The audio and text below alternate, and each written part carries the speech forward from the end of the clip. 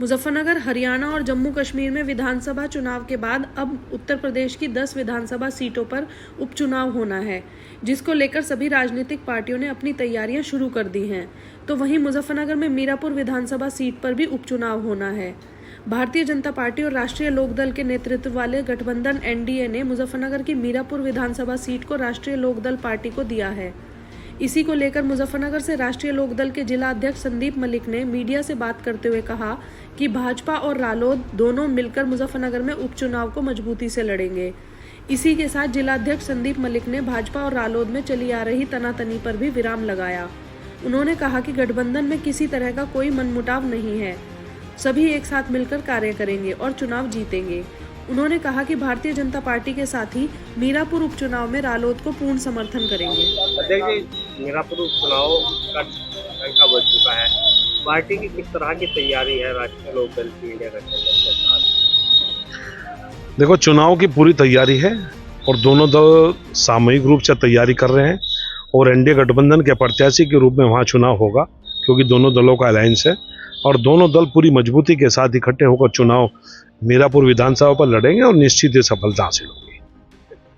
चुनाव टिकट किसके हुक्म आ रहा है? रालोद बीजेपी लड़ेगी, टिकट बीजेपी का होगा या रालोद का निशान होगा? देखो, ये तो केंद्रीय नेतृत्व का फैसला है। हमारे नेता जो भी तय करेंगे, जिसको भी वो चुनाव लड़ेंगे, हम उसी को चुनाव लड़ाएंगे।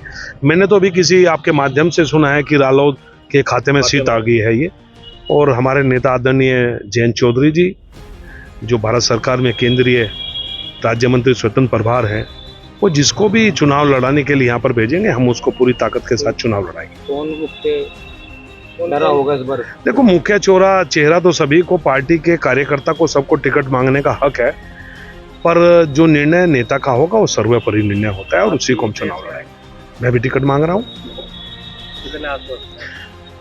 अपने नेता के प्रति पूर्ण आस्था है हमारी। नेता जिनको भी लड़ाएंगे, चाहे मुझको लड़ाएं, चाहे किसी दूसरे को लड़ाएं, चाहे तीसरे को लड़ाएं, किसी को भी लड़ाएं, हम उसको पूरी ताकत के साथ चुनाव लड़ाएंगे और मीरापुर विधानसभा पे एनडीए गठबंधन का प्रत्याशी निश्चित ही जीत हासिल करेगा। क्योंकि अभी आपने देखा होगा कि हमने कभी रामराज में एक सम्मेलन किया था, जिसमें बूथ स्तर के कार्यकर्ता और हमारी पार्टी के सेक्टर के प्रभारी और सह प्रभारियों ने मिलकर जो 328 जो मीरापुर विधानसभा में बूथ हैं, उनकी संरचना को तैयार किया था और धरातल पर जाकर पार्टी ने बूथ स्तर पर कार्य किया। जब बूथ स्तर तक कार्यकर्ता जमीन पर काम करता है तो निश्चित ही उस सफलता को कोई रोक नहीं सकता। अच्छा, इंडिया गठबंधन और जो इंडिया गठबंधन है भाजपा का, उसमें रालोद की कुछ स्थिति स्पष्ट सी नजर नहीं आती, क्योंकि अभी कई ऐसे मामले देखने को मिले। मंत्री कपिल देव और अनिल मंत्री की एक बहस हुई, उससे क्या लगता है, कहीं ना कहीं क्या तकरार है मंत्रियों? देखो, तकरार है तो कार्यकर्ताओं का क्या दिल मिल पाएगा? देखो, ऐसे कोई तकरार नहीं है। ये सब मीडिया के लोगों की एक मोहब्बत है उनसे, और मीडिया की मोहब्बत ने इसको उजागर किया है। वैसे कुछ नहीं है। माननीय मंत्री चाहे कपिल देव अग्रवाल जी हो, माननीय मंत्री चाहे अनिल कुमार जी हैं, दोनों में आपस में समन्वय और दोनों लोग आपस में मिलकर दोनों दलों के लोगों को आगे बढ़ाने का काम कर रहे हैं। और विधायक है सपोजी के बीजेपी के, उन्होंने कहा कि भाजपा से रालोद ने कब्जा कर लिया है। कब्जा कुछ नहीं। विक्रम सैनी जी भी अपने भाई हैं।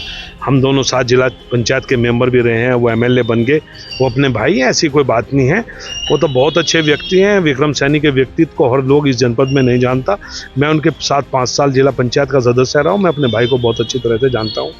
क्या बीजेपी के लोग साथ आ पाएंगे? निश्चित, सभी लोग इकट्ठे हैं, सब लोग मिलकर राजनीति कर रहे हैं। दोनों घटक दलों के लोग मिलकर आपस में चुनाव को लड़ाएंगे।